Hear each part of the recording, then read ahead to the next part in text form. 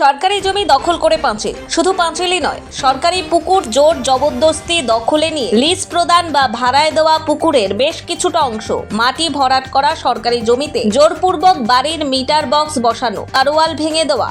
যেই গাড়োয়াল ভাঙার ফলে পার্শ্ববর্তী একটি স্কুলের বাচ্চাদের খুবই অসুবিধার সম্মুখীন হওয়া, এমনই অভিযোগ পাড়া প্রতিবেশীদের। ঘটনাটি অশোকনগর বিধানসভার 16 নম্বর ওয়ার্ডের কেশবপল্লীতে, যার ওয়ার্ড কাউন্সিলর বা জনপ্রতিনিধি শ্রীকান্ত চৌধুরী। সূত্রের খবর, গত 2021-22 সাল থেকে অশোকনগর পৌরসভার 16 নম্বর ওয়ার্ডে তৃণমূল কংগ্রেসের জনপ্রতিনিধি শ্রীকান্ত চৌধুরীর মদতে এই বেআইনি নির্মাণ, বেআইনিভাবে পুকুর ভরাট, সরকারি পুকুর লিজ প্রদান বা ভাড়া দেওয়া, এই অপকর্মগুলো চলছে। এই অপকর্মগুলোর মাথা সুশান্ত মিত্র এবং তার স্ত্রী মিতালি মিত্র।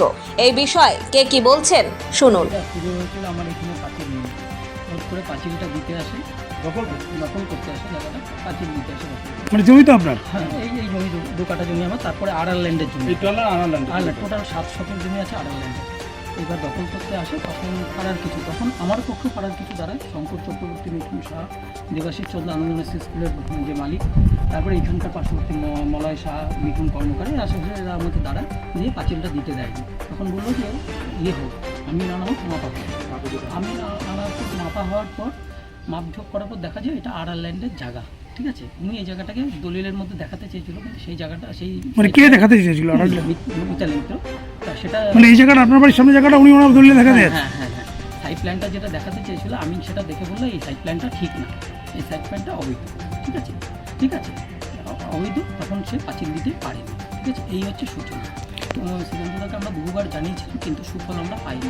কেন আসেনি সেটা ওনাকে জিজ্ঞেস করি, কেন উনি আসেন। অনেকবার গেছিলাম, অনেকবার। শোনা যাচ্ছে আপনার পার্শ্ববর্তী বাড়ি যে আছে সে একটি অন্য একজনের জমি পর্যন্ত দখল করে রেখেছে। সামনে একটা একজনের জমি সে এসেছিলেন, এখানে এসেছিলেন, ওনার বাবা মারা গেছেন, যে কিনেছিলেন তার বাবা মারা গেছেন, ভাইকে এসেছিলেন, ওনাকে নাকি দেওয়া হয়নি বাকি।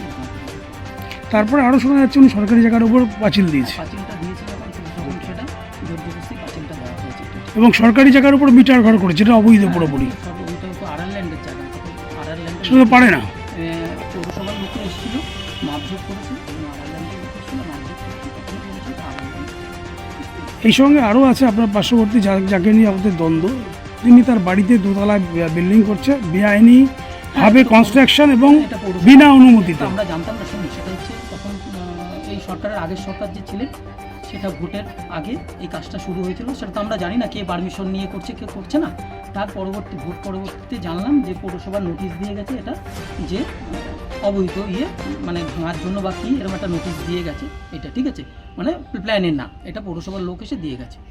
আমি যদি বৈধভাবে দিই, এই যে আমার বাড়িটা হচ্ছে প্ল্যান করে করা, তার মানে বৈধ, পৌরসভার পারমিশন। আপনার এন্ট্রান্স কোথায়? আমার ইন্টারনেট হয়েছে, আর এখান দিয়ে হচ্ছে জায়গা, সবার যাতায়াতের জায়গা, মানে এই ফাঁকা ল্যান্ড আড়ার ডিপার্টমেন্ট। হ্যাঁ, ডিপার্টমেন্টের জায়গা, এটা সবাই যাতায়াত করার জন্য, এটা কারণ না। কিন্তু উনি বলছেন ওনার ওদিক দিয়ে নাকি ওনার জমিটা তো আলাদা না। আপনার নামটা কি? গৌতম চক্রবর্তী। জায়গাটার নাম? কিশোর। যে আপনি কাউন্সিলরের মদতে এই যে বিল্ডিংটা করছেন, কোনো প্ল্যান পাস না করে, কিছু না করে বিল্ডিংটা আমাদের করছেন। তখন আমরা করেছি, পোর্টাল বন্ধ ছিল, আমরা টাকা জমা দিতে পারিনি, এবং ওখানকার অফিসার আমাদের বলেছে আপনি করতে থাকুন, পোর্টালে টাকা জমা হলে। কোন অফিসার বলেছিল যে আপনি করতে থাকুন, পোর্টালে টাকা জমা? কাউন্সিলর? না, কে বলেছিল? পৌরসভা থেকে একজন, পৌরসভা থেকে এক অফিসার বললো আপনি করতে থাকুন, পোর্টাল চালু হলে টাকা দেবেন। পৌরসভা বলেছে? এটা কিন্তু আপনি অন ক্যামেরায় বললেন পৌরসভার, মানে পৌরসভা অনুমতি দেওয়ার পর আপনি বিল্ডিং করছেন। আমি ওনাদের বুঝি না, আপনি আমাকে অন ক্যামেরায় বললেন পৌরসভা আপনাকে অনুমতি দিয়েছে বলে আপনি বেআইনিভাবে বিল্ডিং মানে করছেন।